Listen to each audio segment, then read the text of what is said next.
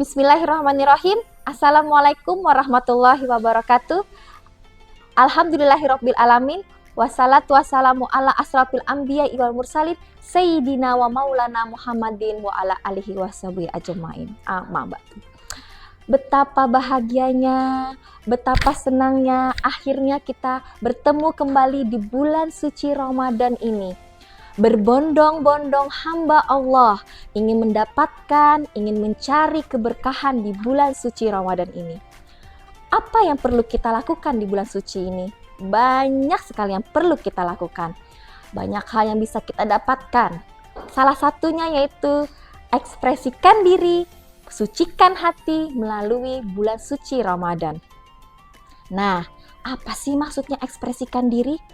Ekspresikan diri di sini maksudnya adalah kita bisa melakukan hal-hal apapun itu yang bisa kita dapatkan agar kita bisa menjadikan suatu perbuatan kita itu menjadi sebuah berkah di bulan suci Ramadan ini. Nah, salah satunya yaitu pertama, kita memohon ampunan atas segala kesalahan, bertaubat kepada Allah Subhanahu wa taala. Salah satunya yaitu kita bisa sholat taubat di sepertiga malam. Sebelum sholat tahajud, alangkah baiknya kita sholat taubat dulu ya, sekitar 2 atau 4 rakaat boleh. Kemudian dilanjutkan dengan sholat tahajud, sholat hajat, dan ditutup dengan sholat witir. Jangan lupa memohon ampun kepada Allah atas segala kesalahan yang sudah kita lakukan. Kemudian niatkan agar kita menjadi pribadi yang lebih baik lagi di kemudian harinya. Nah, yang kedua yaitu perbanyak istighfar. Ucapkan astagfirullahaladzim sebanyak mungkin ya di setiap saat, dimanapun kita berada.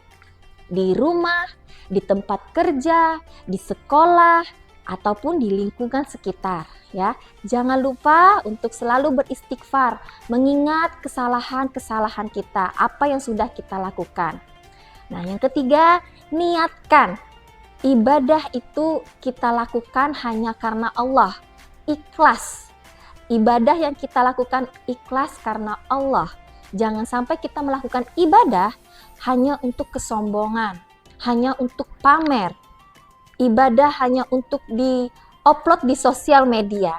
Bukan ya. Kita boleh memamerkan segala sesuatu asalkan tidak berlebihan. Kita bisa memamerkan itu dengan tujuan agar orang lain juga bisa beribadah, mengikuti ibadah yang bisa kita lakukan.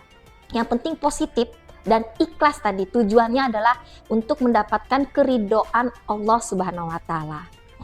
Yang keempat, perbanyak amal kebaikan, yaitu melakukan sesuatu yang bermanfaat untuk diri kita sendiri dan orang lain.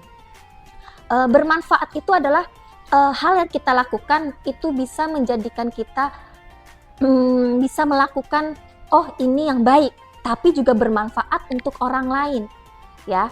Tidak hanya diri kita sendiri, tapi juga orang lain. Nah, yang kelima, introspeksi diri dan perbaiki diri. Maksud introspeksi diri di sini adalah kita renungi segala kesalahan yang sudah kita lakukan. Ketika kita renungi, oh ternyata ini kesalahan saya. Oh, ini ternyata hal yang tidak perlu saya lakukan. Ketika kalian introspeksi, perbaiki. Ya, contoh, hari ini saya melakukan atau saya lupa mengerjakan tugas. Akhirnya nilai tugas saya rendah, tidak diberikan nilai yang bagus oleh guru saya. Itu kita introspeksi. Nah, perbaikinya apa? Yaitu melakukan kembali, mengerjakan tugas sesuai instruksi dari guru. Jangan sampai tidak melaksanakan tugas yang sudah diberikan, ya. Tapi ketika diperbaiki, ketika mulai sudah melaksanakan tugas yang sudah dilakukan, jangan mengulangi lagi kesalahan yang sudah terjadi. Artinya, introspeksi diri di sini tidak mengulang lagi kesalahan yang sudah dilakukan karena sudah diperbaiki. Ya, kemudian yang keenam yaitu menjauhkan diri dari sifat-sifat tercela. Artinya sifat-sifat yang tidak disukai Allah, merugikan orang lain. 1. mencuri.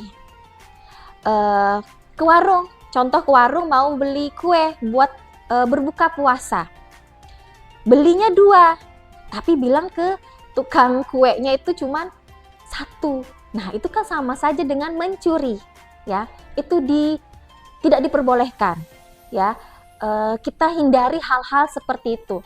Sederhana mungkin ketika kita melakukan tersebut, tapi kalau kita terbiasa melakukan itu yang memang sudah, oh ini tidak baik nih, oh ini sifat tercela nih, tidak jujur kan, tidak hitungannya itu tercela, tidak jujur, ya, artinya merugikan orang lain.